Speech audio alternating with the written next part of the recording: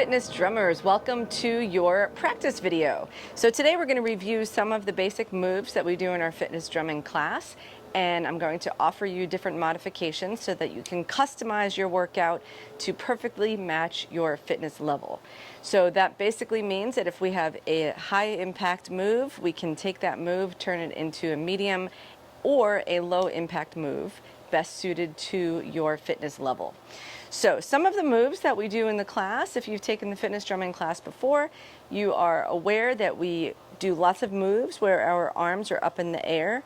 I often mention this in our class, but if that doesn't work for you, you can always keep your arms at a level that is comfortable. My advice is always to challenge yourself, but not if you feel pain. If you're feeling pain, that means stop and try something different.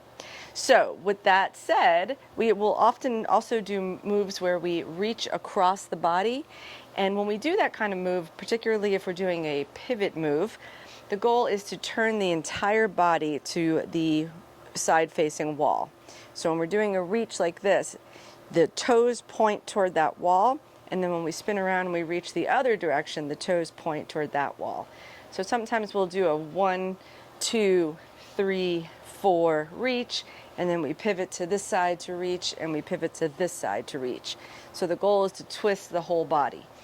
If that doesn't work for you, a variation on that would just be to reach the arms across. You're still getting a good stretch across the body, but if pivoting your feet doesn't feel good in your knees or your ankles, you can certainly still just reach across the body, twisting at the waist instead of pivoting the entire body.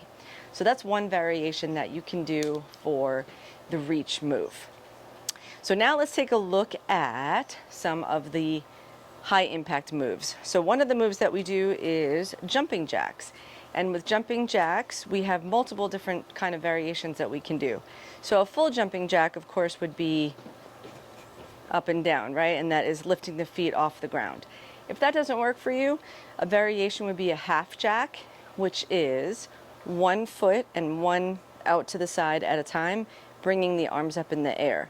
So if I were to do 4 jumping jacks, you can do 1, 2, 3, 4 half jacks in the same amount of time. So I'll show you what I mean. 1, 2, 3, 4.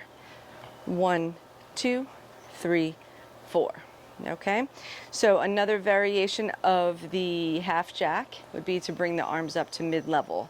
So rather than going full overhead, you can go out to the sides. So 1, 2, 3, 4. So just counting it in beats as opposed to actual repetitions. So moving on from there, let's take a look at knee moves. If we do a knee raise, we have 2 different variations that we often do, actually 3, but the main one that we'll do is when the knee comes up and we will add an arm movement either on the drum or the side of the drum. So if bringing the knee up all the way doesn't work for you, you can bring it up to whatever height feels most comfortable. You can also keep the foot on the ground by kicking the heel out instead of bringing the knee up. Takes the same amount of time, out, in, right? So it's still going to be just a 2-beat move. The other option is the knee sweep. So with a knee sweep that we do is where we're twisting. So we have the knee up and we're twisting across the body. If that doesn't work for you, you can do the same variation just by keeping the knee at a lower level and just keeping that rhythm by doing a slight movement with the knee instead of a full movement. And then we have the side knee crunch.